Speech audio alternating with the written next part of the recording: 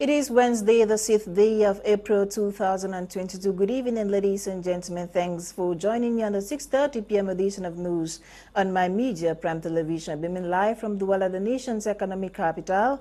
The news starts now. The Minister of Public Service and Administrative Reforms, Joseph Lee, yesterday granted a press briefing to provide a balance sheet on the sensitization tours he undertook from March 16 to April 4th, 2022. According to the minister, it was to explain guidelines for the treatment of teachers' integration files into training institutions across the country. Nsungkikang completes the story. After a 3-week-long sensitization tour at various higher teachers training colleges nationwide, notably ENS and NSET, the Minister of Public Service and Administrative Reforms, Joseph Lee, has provided a balance sheet of the ameliorations made in the education sector.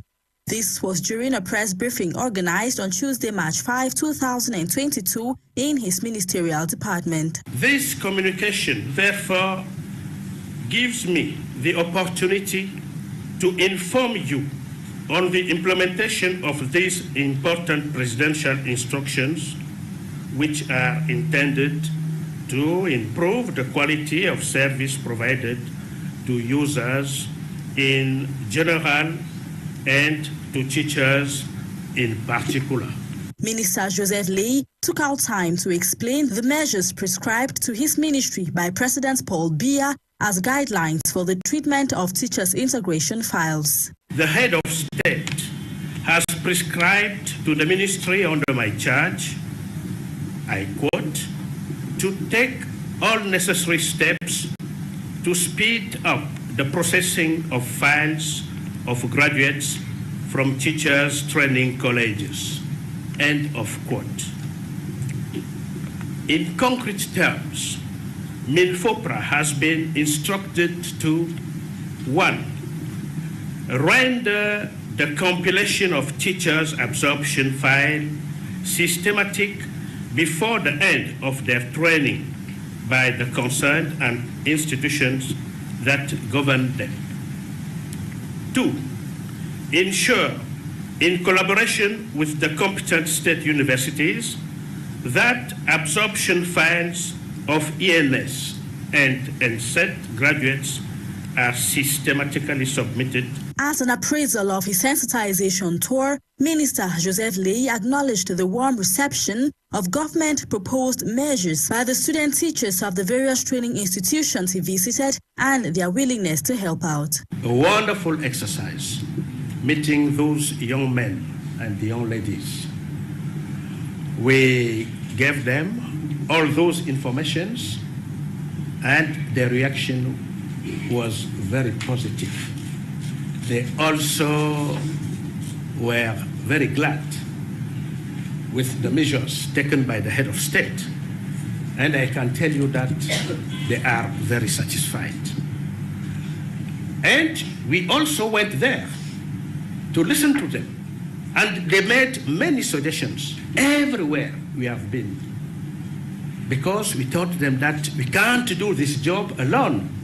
We need you to bring your suggestions, your proposals, so that we can ameliorate what we are doing. So there's a kind of catalog of suggestions we have received to ameliorate their condition. This press briefing by the MINFOPRA comes at a time when the government is making reasonable progress in their quest to appease the grieving teachers of the public sector.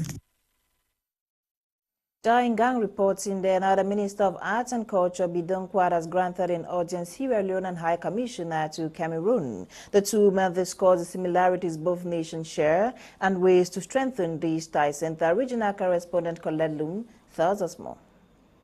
Robert Singh Dowie Davis and the Minister of Arts and Culture, Bidun Poit, have explored avenues of cooperation between the two countries. In Yaoundé, Robert Singh Dowie, the new High Commissioner of the Republic of Sierra Leone to Cameroon, was receiving audience in Yaoundé by the Minister of Arts and Culture, Bidun Poit. The meeting has taken place after the presentation of the figurative copy of the credentials to the Minister of External external relations by the head of the diplomatic mission of Sierra Leone. For about 40 minutes, the two men toured the areas of cooperation that exist between their countries and that will need to be further developed. In his tour of making contact, the new High Commissioner of Sierra Leone with residence in Abuja in Nigeria started with Minak. Sierra Leone, we agreed with the Minister of External Relations of Cameroon that we should try and elevate our relationship.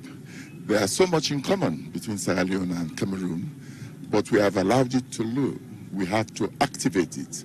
And one of my areas of activity will be with arts and culture, which are very similar. You know, the background, the slavery and everything is so similar to us. To this end, Robert Davies informed Minister Bidun Kwat that he wishes to achieve fruitful cooperation because from the cultural point of view, Sierra Leone and Cameroon record several similarities, whether in the field of heritage, arts, books and reading or in the field of cultural industries. It has been always a cordial relationship. What we are doing now is to heighten it. Faced with these proposals considered attractive, Minister Bidun Kwat willing fully accept to cooperate and set up a technical working group to precisely define the different areas of cooperation in order to arrive at a cultural executive program. Worth noting, after years of civil war, Sierra Leone intends, through the determination of its ambassadors, to restore its image and intensify its international cooperation.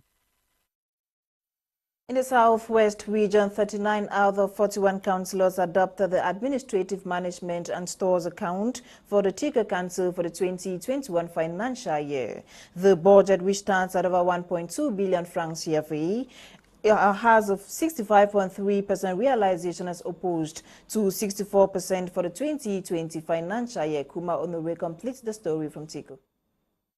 The mayor of Tiko Council, Chief Mesoso Peter, has reiterated his commitment and that of his councillors to make Tiko municipality a veritable gateway city to the Southwest region.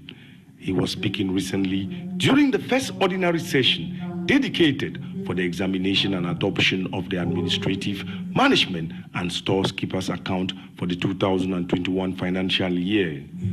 In his keynote address, Mayor Mesoso Peter reminded councillors that the period of grace is over where lack of experience due to poor deliberating terms was tolerated. He added that their objectives as councillors should be geared towards development and improving the standard of living of the Tiko population. Going by Chief Mesoso Peter, Tiko Council realized a revenue of 1,256,759,742 francs CFA, indicating a 65.3% realization rate as opposed to 64% realization rate in 2020. The mayor appreciated the state for placing the socio-economic needs of Tiko population a priority by increasing the number of public investment projects assigned to Tiko Council for the 2021 fiscal year. Out of the 11 big projects awarded to Tiko Council, 9 were fully executed to a 100% realization, while 2 other projects recorded 95% and 60% realization respectively. It should be noted that the action plan for Tiko Council carried 10 projects for the 2021 financial year. 6 projects scored 100% realization, 3 others 15% realization, and 1 scored 0% realization. We need to move alongside, and those who still think that we used to be that old Tiko, the new, in the 60s, we are moving, we are integrating, because we are integrating towards Tiko being the gateway city. The session was attended by the Senior Divisional Officer for FACO, Emmanuel Ngamba Ledu, who assigned his first assistant to sit through the deliberations due to other state duties. The representative of the Senior Divisional Officer, Madame Marilyn Yefon, urged the mayor to follow up state projects assigned to Tiko Council, as it is a measuring rod for the population to assess them and to believe in the emergency vision of the head of state. She appreciated the mayor and his team for the effort made so far to embellish the town of Tiko to give it a befitting facelift worth the Gateway City. The session equally witnessed the breaking into committees and the presentation of committee reports on the various projects realized so far for the 2021 fiscal year. 39 out of the 41 councillors adopted the administrative and management accounts of Tico Council for the 2021 fiscal year. Still ahead, students of the University of Bamenda were in panic yesterday after separatists fired gunshots around the institution. The frightened students took to their heels for safety as armed separatists opened fire in a bid to restore ghost towns in that part of the country. Akeba completes the story.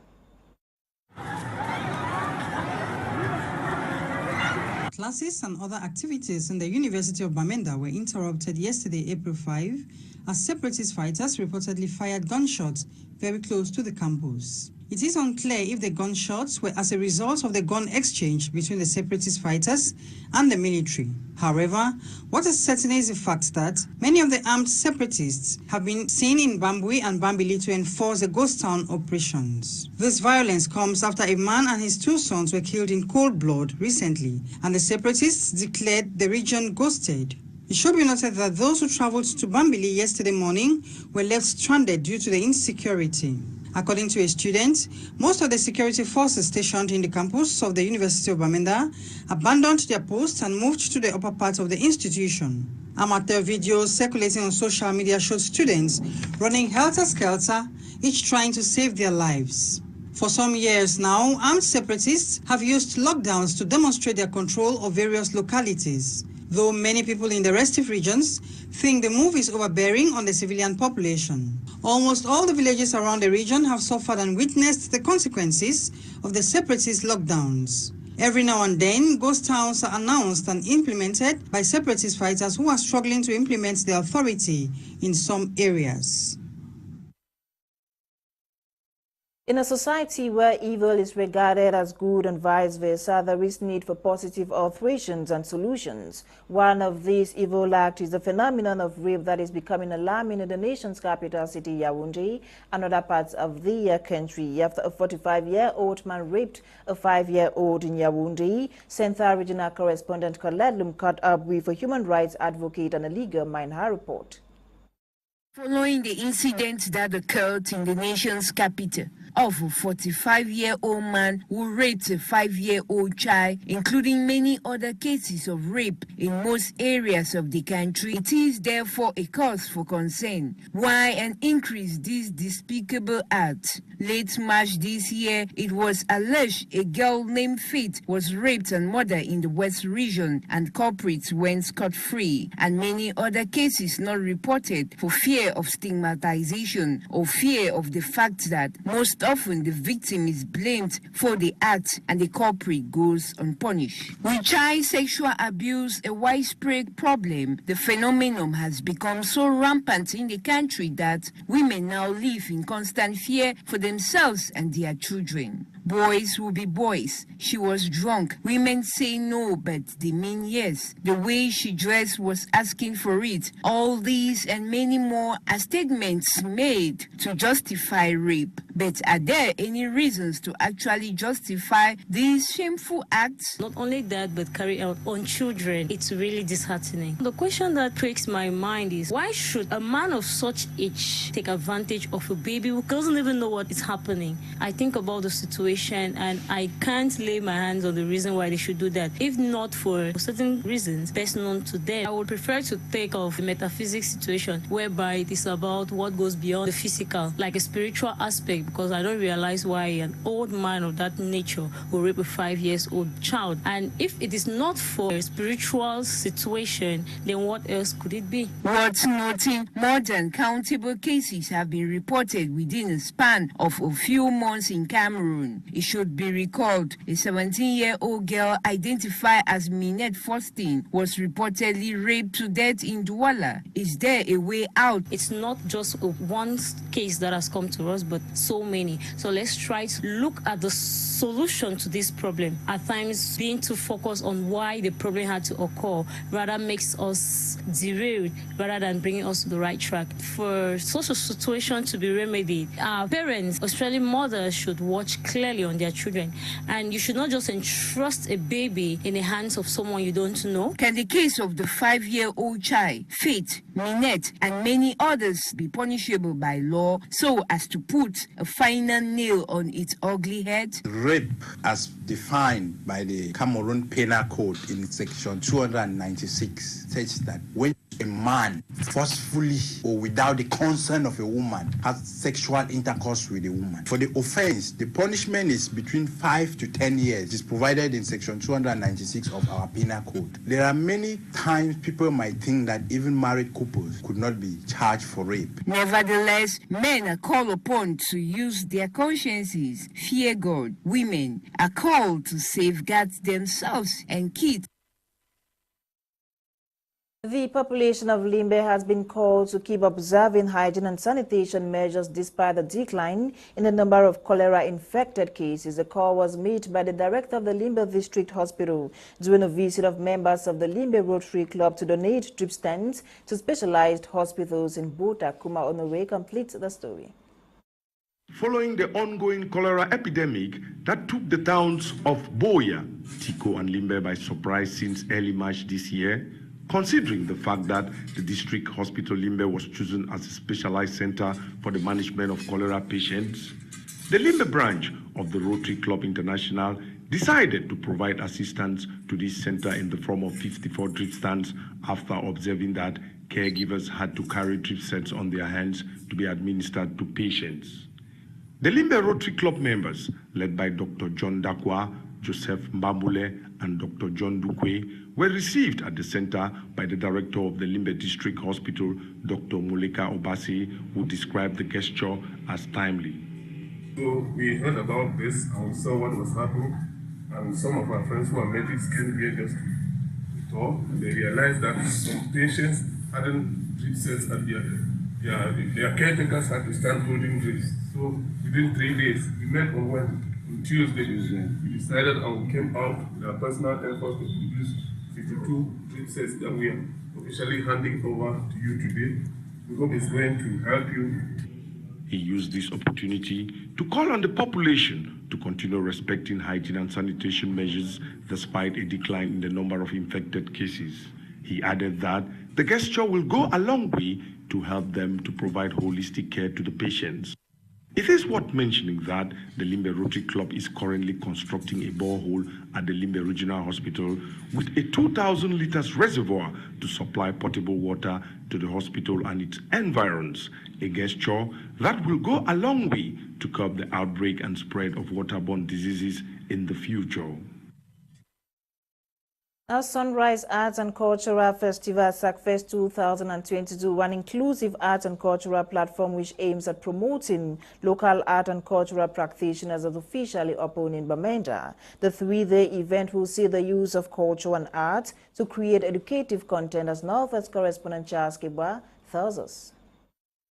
Sunrise Arts and Cultural Festival SACFest 2022, an inclusive arts and cultural platform with main objective to promote local arts and cultural practitioners, their products and services, officially opened in Bamenda March 5, 2022, and will run for 5 days at the Franco Alliance Hall, with theme Arts and Culture for Recovery, Employment and Peace Education.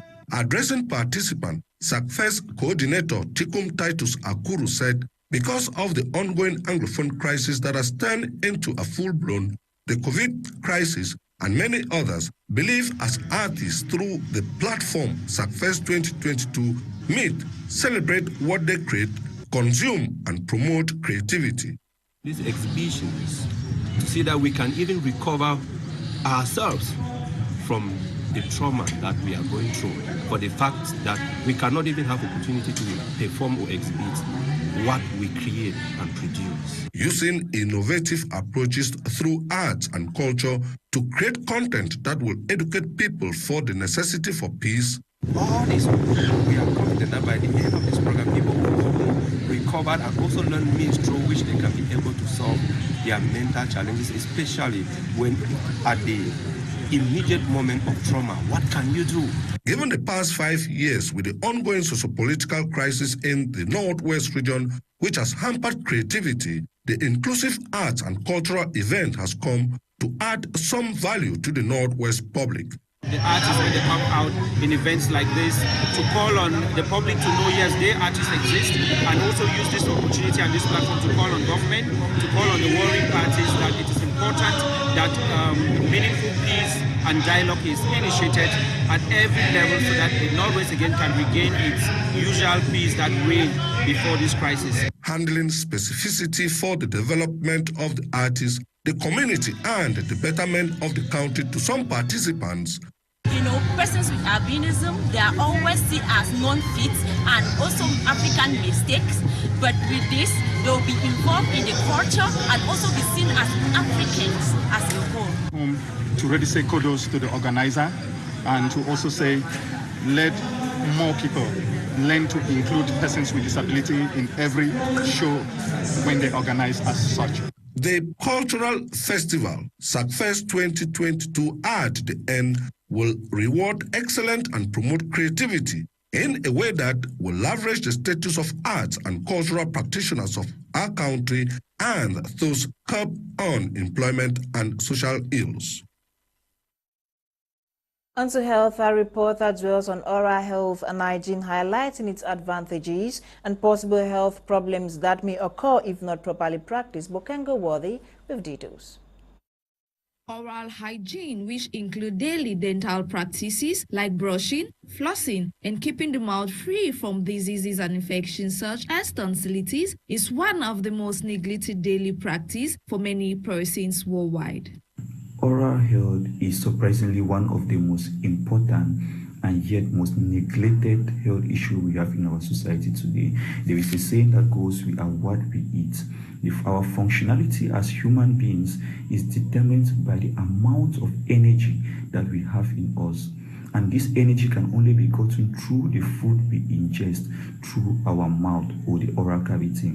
And so any problem we have with our oral cavity is going to affect our whole body system. With its health benefits being underlooked, it is important to note that poor oral hygiene can birth life-threatening health conditions like oral cancer and many more. There are many factors that can lead to problems with our oral cavity. We have factors like poor oral hygiene. We have lifestyle habits like consumption of alcohol, smoking, consumption of sugary foods, which in the long run will affect our oral cavity in a negative way. And so all this can lead to serious health conditions in our mouth, like gingivitis, which is the inflammation of the gum, periodontitis. We have oral cancer. Laying emphasis on the disadvantages as well as health hazards borne by lack of proper oral hygiene practice, Nurse Babila says good oral hygiene is paramount for better, healthier living. Good oral hygiene practices will include brushing our teeth at least twice daily, that is in the morning, that is the last thing before we go to bed, and in the morning after breakfast. We have not sharing our toothbrush with anyone. We have the use of good toothbrush and toothpaste.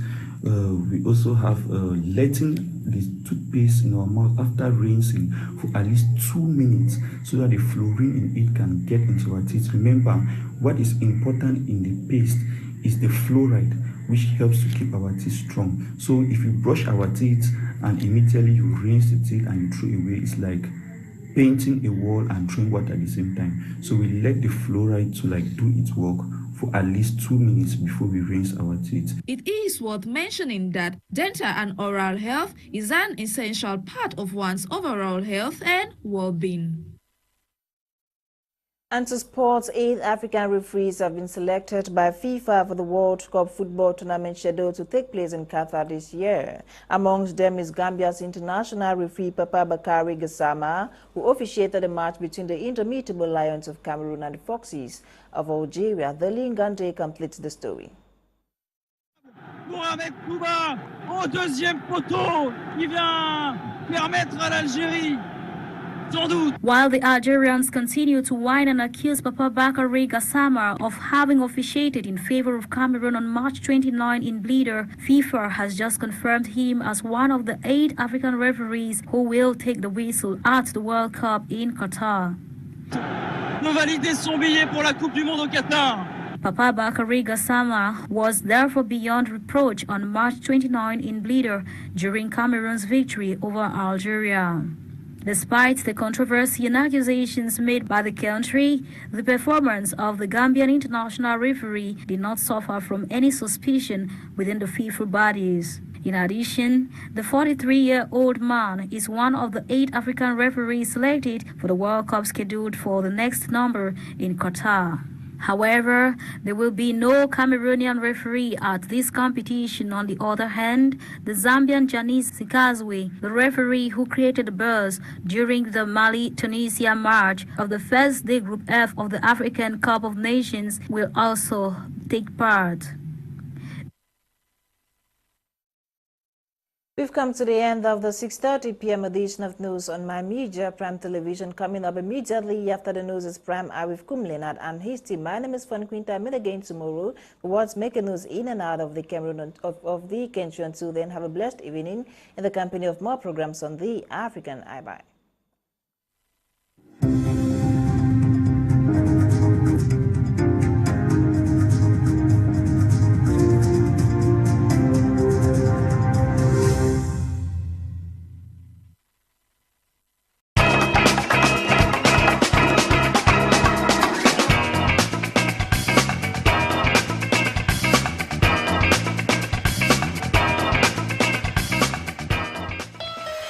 Like what we are observing with our MPs today, people think that